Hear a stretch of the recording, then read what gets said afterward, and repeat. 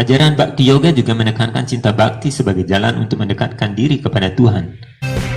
Ini adalah video tentang opini, analisa, dan sudut pandang yang kemungkinan bisa sama atau bahkan jauh berbeda dari apa yang Anda pikirkan. Maka, hargai perbedaan dan silahkan tulis sudut pandang Anda di kolom komentar. Om Swastiastu.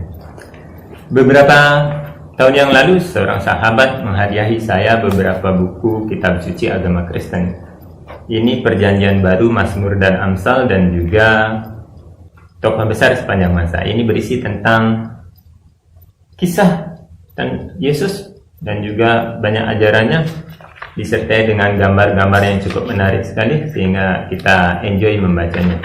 Ini diberikan gratis oleh teman saya karena kita ketahui bahwa agama Abrahamik seperti agama Yahudi, Islam, Kristen itu akan agama misi. Dalam setiap kegiatannya mereka lebih banyak memfokuskan pada penyebaran ajaran yang diyakininya. Sehingga di agama-agama tersebut jika ada dana terkumpul dari umat ataupun bantuan sosial dari pemerintah, biasanya mereka alokasikan sebagian besar untuk penerbitan, pengkajian, penyebaran buku-buku ini tidak saja kepada para umatnya, tetapi juga diberikan kepada orang lain. Itu penyebaran, dikabarkan, didakwahkan, kan? Sehingga orang lain yang berbeda agama dan keyakinan juga bisa mengetahui apa saja yang termuat dalam kitab suci agama tersebut. Berbeda mungkin dengan agama Hindu di Bali, khususnya kita di Bali biasanya kalau ada dana terkumpul dari keturunan atau bantuan sosial pemerintah, lebih banyak kita alokasikan biasanya anggarkan untuk pembangunan pura yang biasanya dirangkaikan kembali dengan upacara piodalan seperti upacara ngantegelinggih yang dananya juga tidak bisa dibilang sedikit. Oke, mungkin sesuatu yang perlu kita renungkan bersama, jadikan pembelajaran sehingga kedepannya umat Hindu di Nusantara khususnya tidak lagi merasa diabaikan. Sehingga umat Hindu di Nusantara itu lebih banyak memiliki akses terhadap ajaran-ajaran kitab sucinya, kan, tidak belajar otodidak sendiri saja. Karena jika kita bisa memfasilitasi buku-buku agama itu, mereka tentu akan lebih banyak belajar. Karena sementara yang kita tahu, buku-buku agama Hindu itu masih terbilang ya lumayan mahal. Syukurlah banyak generasi muda sekarang yang terjun ke internet, dunia YouTube itu ikut memberikan pembabaran Dharma, walaupun ya kita tahu sedikit-sedikit, seperti saya hanya tahu sedikit, tetapi oke lah, kita berbagi yang sedikit sehingga nanti kita bisa saling berbagi dan mengisi. Oke, kembali ke topik kita. Setelah saya diberikan buku tersebut untuk dibaca, tentu saja saya baca. Ada dua hal yang menarik dalam perhatian saya. Satu, kisah-kisah Yesus itu dari kelahiran, masa kanak-kanaknya yang dipenuhi dengan mukjizat sampai dengan masa dewasa yang beliau berisi pengajaran itu hampir mirip sekali dengan kisah yang diceritakan dalam Srimad Bhagavatam, kisah tentang Krishna. Itu dari masa kandungannya, mukjizat-mukjizat yang dilakukannya, banyak persamaannya. Dan saya sudah buatkan juga videonya ini dalam video yang berjudul Persamaan Antara Krishna dan Kristus. Silakan nanti ditonton video tersebut untuk kita bisa mengkajinya bersama-sama. Nah, hal kedua, setelah saya membaca riwayat tentang Yesus Kristus ini, ada hal menarik yang membuat saya sekaligus penasaran juga. Karena di sana dinyatakan bahwa dari masa kelahirannya, Yesus Kristus dikatakan lahir dari seorang perawan yang bernama Maria dan melakukan mukjizat sampai umur 12 tahun. Tetapi sesudahnya dari umur 13 sampai 30 tahun itu tidak diceritakan. Karena Injil baru menceritakan kembali kisah Yesus itu dari umur 30 tahun. Nah, rentang umur dari 12 sampai 30 tahun ini sebanyak 18 tahun itu kemana? The missing years, kan? Lalu saya coba cari-cari di Google, di YouTube, dan memang banyak juga penjelasan, tapi dalam bahasa Inggris itu the missing years of Jesus Christ, kan? Tahun-tahun yang hilang dari Yesus Kristus. Ini maksudnya ini rentang waktunya. Nah, lantas apa hubungannya dengan agama Hindu? Apa hubungannya kita mengurusin? Apakah beliau kemana atau kemana? So, mari kita coba kaji bersama apakah ada hubungannya dengan agama Hindu.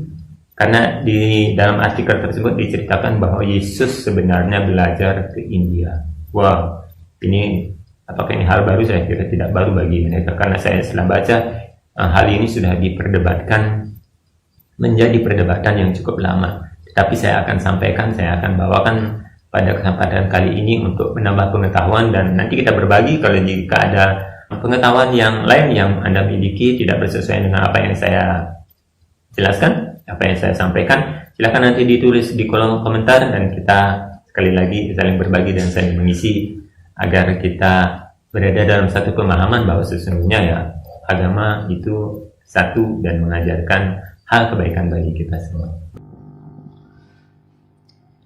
Missing years adalah sebuah istilah dalam bahasa Inggris yang berarti tahun-tahun yang hilang. Tahun-tahun yang masih menyisakan teka-teki besar justru bagi orang-orang di luar Katolik dan Kristen yang kritis. Mengapa demikian? Orang yang mempelajari Injil dengan seksama pasti akan dapat mengetahui riwayat hidup Yesus Kristus dalam biografi hidup Yesus. Jadi yang diuraikan di dalamnya adalah ajaran-ajaran keselamatan yang tidak diceritakan dalam Injil tersebut. Ada sarjana yang mengkajinya dari sisi teologi, ada pula yang murni membahasnya berdasarkan temuan-temuan arkeologi. Misteri tentang kehidupan Yesus tersebut mulai mencuat ketika pada tahun 1870-an seorang wartawan Rusia bernama Nicholas Notovits melakukan perjalanan wisata ke negara-negara di Asia Selatan. Ini menurut apa yang saya dapat dalam buku Rosen terbitan tahun 2002. Akhirnya pada tahun 1887 Notovits tiba di India.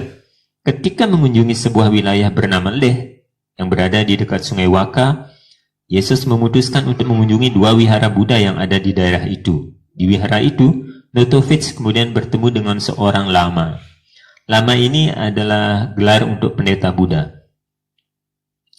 Pendeta tersebut berkata kepadanya, "Kami juga menaruh hormat kepada beliau yang Anda kenal sebagai putra Tuhan. Jiwa Buddha sungguh-sungguh menjelma dalam diri orang suci Isa," atau Yesus ya. Nama lain dari Yesus adalah Nabi Isa.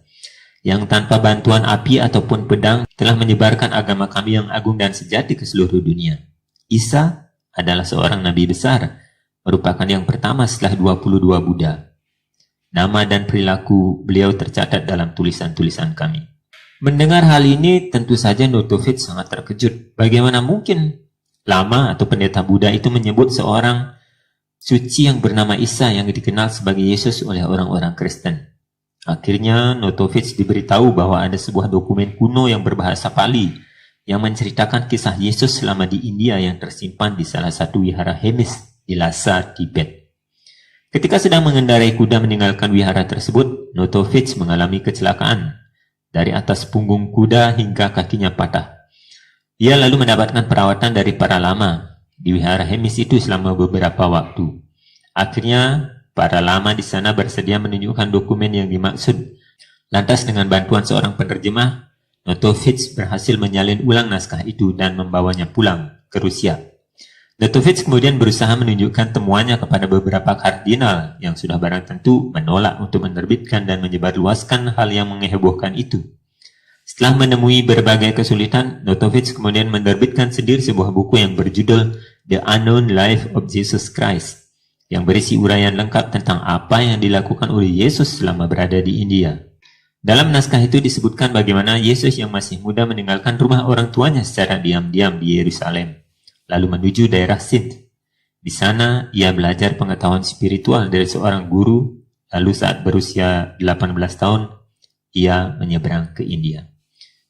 Mungkinkah hal ini terjadi?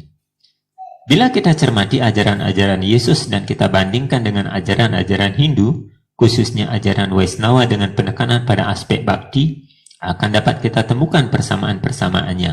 Misalnya saja, dalam salah satu dari 10 perintah, Yesus mengajarkan agar seseorang mencintai Tuhan dengan segenap hati dan jiwanya, melebihi cintanya terhadap segala sesuatu. Ajaran Bhakti Yoga juga menekankan cinta bakti sebagai jalan untuk mendekatkan diri kepada Tuhan. Persamaan ini dapat kita pahami mengingat dalam perjalanannya ke India, Yesus pernah tinggal dan belajar dari para Brahmana di wilayah Jagannath Puri, di Provinsi Orissa, dan juga di kota Benares. Di Jagannath Puri terdapat mandir atau kuil Jagannath yang tersohor di seluruh India, yang di dalamnya Dilakukan pemujaan terhadap murti Sri Krishna, Balaram dan Malan kemunculan Yesus dalam Bhavisya Purana.